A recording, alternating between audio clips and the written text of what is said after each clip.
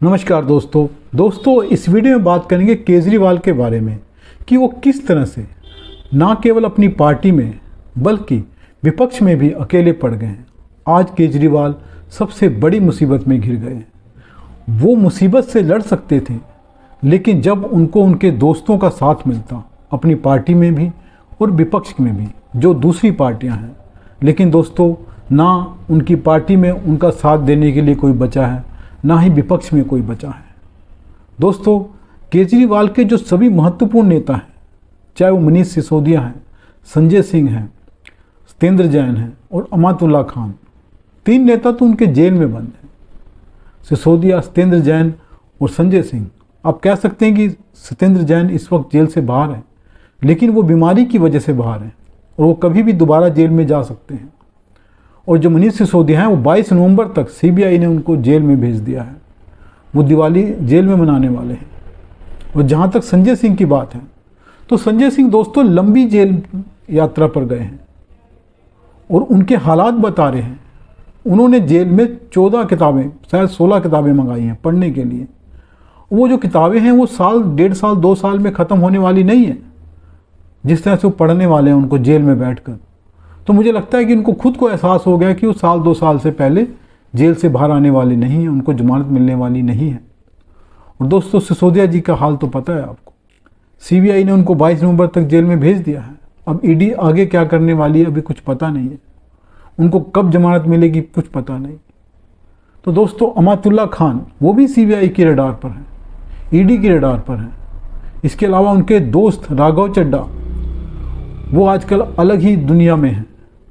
उनको 7 टाइप बंगला चाहिए, जो 6 टाइप बंगला जिसके लिए एंटाइटलमेंट है उनकी, लेकिन उनको 7 टाइप चाहिए। वो आजकल कोर्ट में केस लड़ रहे हैं। कोर्ट ने उनको कह दिया कि जब तक फाइनल नहीं होता आप 7 टाइप में रह सकते हैं।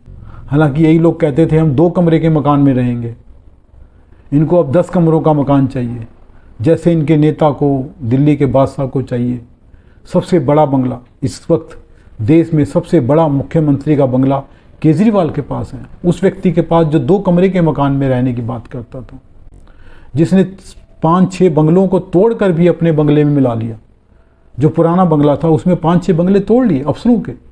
वो बंगले भी अपने आप में बड़े थे, उनको तोड़कर अपने बंगले में मिला लिया। इस वक्त देखा जाए तो सबसे बड़ा बंगला केजरीवाल के पास है। शायद प्रधानमंत्री के पास भी इतना बड़ा बंगला नहीं है। तो दोस्तों, केजरीवाल अपनी हरकतों से और उनके जो नेता हैं उनकी हरकतों से अकेले पड़ गए हैं पार्टी में। जैसे एक मदारी होता है, तो मदारी के पास जमूरे होते हैं 1, 2, 3, वो उनको लेकर तमाशा दिखाता है। लेकिन जब किसी मदारी के सारे जमूरे किसी पिंजरे में बंद कर दिए जाएं, तो बेचारा तमाशा कैसे दिखाएगा। अब केजरीवाल अकेले तो तमाशा दिखा नहीं सकते, उनको जमूरे चाहिए, लेकिन सारे जमूरे तो पिंजरे बंद हो चुके हैं, कुछ बेकार हो चुके हैं।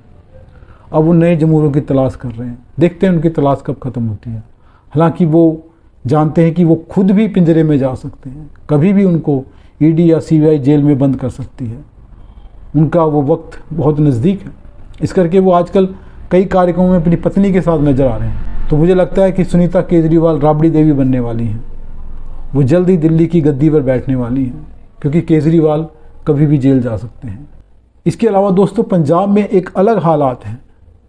भगवंत मान केजरीवाल की सुनने को तैयार नहीं है। वो कुछ अलग रास्ते पर चल रहे हैं। पूरी पंजाब की आम आदमी पार्टी ही अलग रास्ते पर है, क्योंकि उनको पता लग गया कि जो दिल्ली की आम आदमी पार्टी है उसके नेता एक एक करके जेल जा रहे हैं। अगर हम उनके समर्थन में आते हैं, कुछ करते हैं, तो हमारी जो पंजाब की इकाई है वो भी खतरे में आ सकती है। वैसे भी भगवंत मान एक अलग रास्ते पर चल रहे हैं। उनको पता लग गया कि केजरीवाल का साथ देकर वो फंसने वाले हैं। भगवंत मान में कुछ कमियां हो सकती हैं भी, लेकिन वैसे वो ईमानदार दिखाई दे रहे हैं। तो मुझे लगता है कि केजरीवाल के साथ वैसे भी उनका आगे चल के गुजारा होने वाला नहीं है।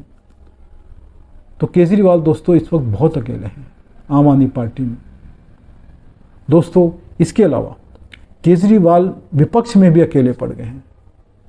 कांग्रेस ने उनका जैसे लगता है साथ छोड़ दिया है।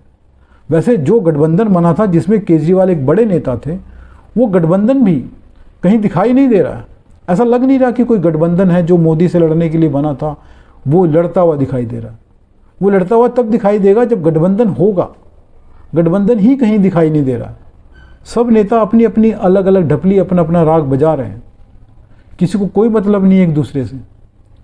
और अखिलेश यादव अलग नाराज हो गए हैं कांग्रेस पार्टी से, क्योंकि कांग्रेस ने मध्य प्रदेश में उनके साथ समझौता करने की बात करके समझौता नहीं किया। वो अखिलेश यादव से पूछ रही थी कि आप कितनी सीटें चाहिए, तो अखिलेश यादव ने सारा डाटा दिया कि हमें जो 6 सीटों पर हमारा हक बनता है, हम वहाँ दूसरे नंबर पर आए थे, एक तो सीट हमने जीत ली थी, इसलिए हमें कम से कम 6 सीटें दे दी जाएं। उन्होंने सारी डिटेल दी कि इस तरह से हमारा हक बनता है, हम दूसरे नंबर पर आए थे, इस बार हम इन सीटों को जीत सकते हैं। लेकिन दोस्तों, एक तरफ कांग्रेस अखिलेश यादव से बात कर रही थी और दूसरी तरफ उसने अपने सारे कैंडिडेट अनाउंस कर दिए एमपी की विधानसभा सीटों पर। तो अखिलेश यादव अलग ही नाराज घूम रहे हैं। वो कह रहे हैं कि अगर गठबंधन सिर्फ लोकसभा के लिए था तो हमें बताना चाहिए था, विधानसभा के लिए इसका कोई मतलब नहीं है क्या। कहते यूपी में हम कांग्रेस को देखेंगे, यानी कि बदला लेने की बात हो रही है। दोस्तों, इसके अलावा ममता बनर्जी अलग रास्ते पर चल रही हैं। वो कांग्रेस को साथ लेकर चलने को तैयार नहीं है। और शरद पवार तो बिना सेना के सेनापति हैं, उनकी कोई सेना नहीं है, लेकिन वो खुद को सेनापति मानते हैं। नीतीश कुमार कुछ अलग ही रास्ते पर चल रहे हैं। वो आजकल मोदी का गुणगान कर रहे हैं, कह रहे हैं कि मरते दम तक उनके साथ दोस्ती रहने वाली है, भाजपा के साथ रहने वाली है, वो तो हमारे पुराने दोस्त हैं। तो दोस्तों, सवाल उठता है कि गठबंधन कहाँ है। जब सीबीआई और ईडी ने केजरीवाल के बड़े नेता संजय सिंह को जेल में बंद कर दिया है, तब उनके समर्थन में और मोदी सरकार के विरोध में विपक्ष कहीं दिखाई नहीं दे रहा है। कोई जलसा नहीं कर रहा है, कोई जुलूस नहीं निकाल रहा है। हाँ, कुछ नेता इक्के दुक्के कहीं बयान दे रहे हैं, लेकिन बयान देने के अलावा कुछ नहीं कर रहे हैं। वो संजय सिंह की गिरफ्तारी का विरोध करने के लिए कोई प्रदर्शन नहीं कर रहे हैं। तो केजरीवाल देख रहे हैं कि हमारा साथ देने के लिए कोई आगे नहीं आ रहा है। और बयानबाजी तो वैसे भी हो सकती थी बिना गठबंधन के, बिना साथ देने के लिए, क्योंकि मोदी सरकार का विरोध भी तो करना है। तो सवाल पैदा हो रहा है कि केजरीवाल को साथ किसका मिल रहा है। कांग्रेस का तो दोस्तों बिल्कुल नहीं मिल रहा है। और कांग्रेस तो मुझे लगता है अंदर अंदर खुश है कि केजरीवाल के नेता एक एक करके जेल में जा रहे हैं, क्योंकि पंजाब की जो आम आदमी पार्टी की सरकार है, भगवंत मान की सरकार, कांग्रेस के नेताओं को एक एक करके जेल भेज रही है, उनके खिलाफ कार्रवाई कर रही है, उनके खिलाफ केस बना रही है। चाहे वो उनके पूर्व मुख्यमंत्री ओपी सोनी हो, चाहे सुखपाल खेरा हो, उनको तो जेल में बंद कर दिया गया। इसके अलावा चन्नी के खिलाफ भी कार्रवाई करने वाले जो पूर्व मुख्यमंत्री हैं, और भी कांग्रेस के कई नेताओं के खिलाफ आम आदमी पार्टी की सरकार, पंजाब सरकार कार्रवाई करने वाली है, उनको जेल भेजने वाली है। और केजरीवाल क्या कह रहे हैं? केजरीवाल कह रहे हैं कि कानून अपना काम कर रहा है। तो दोस्तों, कांग्रेस भी कह रही है कि कानून अपना काम कर रहा है। संजय सिंह कानून का सामना करें, अगर उन्होंने गुनाह किया है तो उनको सज़ा मिलेगी, नहीं किया तो निर्दोष माने जाएंगे। जैसे कि पंजाब में अगर कांग्रेस के नेताओं ने कुछ नहीं किया तो निर्दोष माने जाएंगे। ये केजरीवाल कह रहे हैं, तो कांग्रेस सेंटर में कह रही है कि अगर केजरीवाल के नेता निर्दोष हैं तो बच जाएंगे। तो दोस्तों, केजरीवाल बहुत अकेले पड़ गए हैं। अपनी नीतियों और अपनी करतूतों के कारण ही उनको ऐसे हालातों का सामना करना पड़ रहा है जहां वो अकेले पड़ गए हैं। उनका साथ देने के लिए आज उनके पास कोई नहीं है, ना अपनी पार्टी में, ना दूसरी पार्टियों में। देखते हैं दोस्तों, आगे चलकर केजरीवाल के साथ क्या होता है।